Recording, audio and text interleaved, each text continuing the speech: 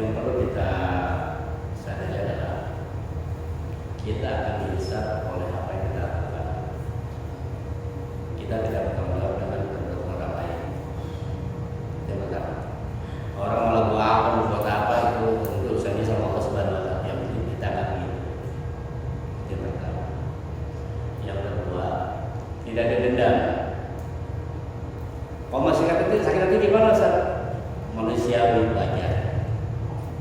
Yang penting kita tidak mengekspresikan, apalagi sampai mewujudkan dendam kita. Hal ini pun pernah dialami oleh Rasulullah SAW. Rasulullah SAW itu ketika perang Uhud, dia punya namanya paman namanya Hamzah. Hamzah itu gugur dalam perang Uhud, ditombak, kemudian dadanya dibelah, hatinya jatuhnya dimakan. Sampai sedemikian rupa.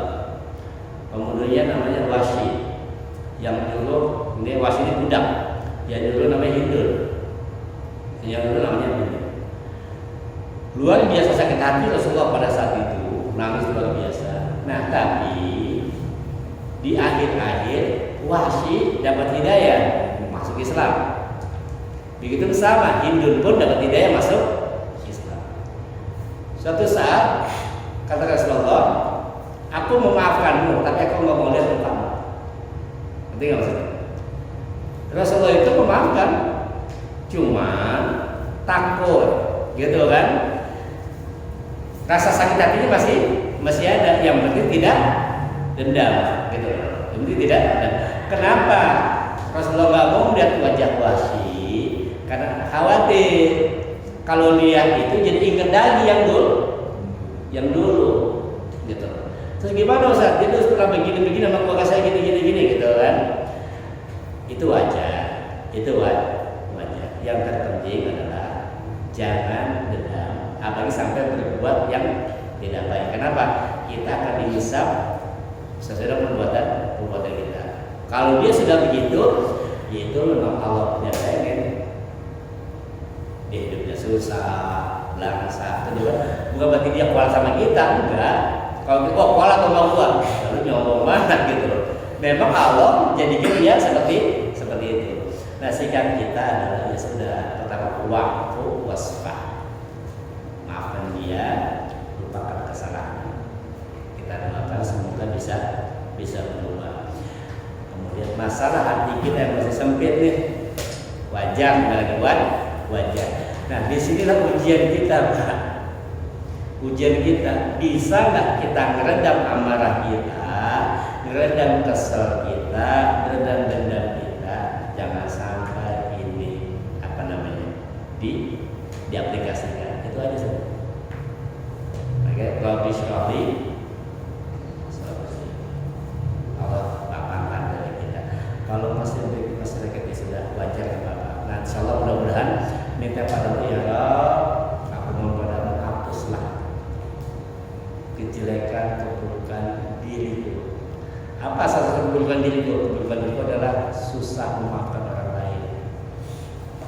Itu adalah keburukan diri. Ada satu doa yang diajarkan di dalam Sayyid Istighfar itu sebutkan wa'udzubika min syarri ma sana'tu. Aku berlindung padamu ya Rabb dari keburukan yang aku sedang perbuat. Kenapa? Salah satu keburukan kita yang kita nggak sadari adalah kita susah memaafkan orang.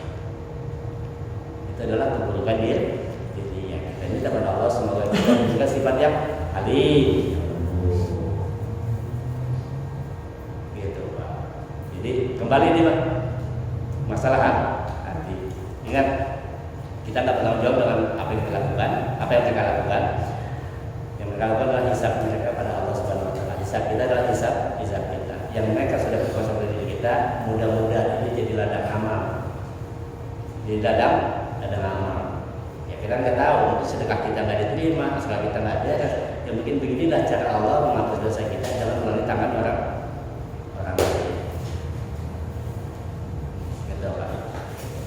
Karena sahabat itu surganya tanpa batas. Baik, terakhir ada lagi satu. Ya Bapak ya. Ini Ustaz, pernah dengar bekerjalah kamu, ibaratnya kamu akan hidup 1000 tahun lagi. ibaratnya kamu besok akan meninggal. Nah, di sini saya mau menyoroti yang bekerja. Nah, sebagai contoh, misal nih, bukan misal sih, saya dapat orderan spray, terus dikirim ke sebuah alamat yang terjangkau di perjalanan saya. Nah, tetapi di situ saya tulis untuk pengiriman itu via ojek online. Nah, ketika di jadwal pengiriman itu ternyata saya ada waktu, saya ada kesempatan untuk mengirimkan paket itu secara langsung. Nah, tetapi di awal saya tulis untuk pengiriman via ojek online. Nah, yang saya tanyakan, apakah saya dolim? Karena di luar sana banyak profesi-profesi ojek online yang mungkin, mohon maaf, dengan uang 15.000, 20.000 mungkin itu sangat berharga. Tapi di sisi lain saya punya waktu, punya kesempatan, dan di arah perjalanan saya itu, apakah saya dolim, apakah saya serakah, atau gimana itu Pak Ustadz? Karena kan maksudnya kan di luar juga banyak ojek online yang mungkin menunggu orderan gitu Pak Ustadz. Terima kasih Pak Ustadz. Iman itu yang kata da'i Islam pada wa amal akhir dikatakan itu kata-katanya.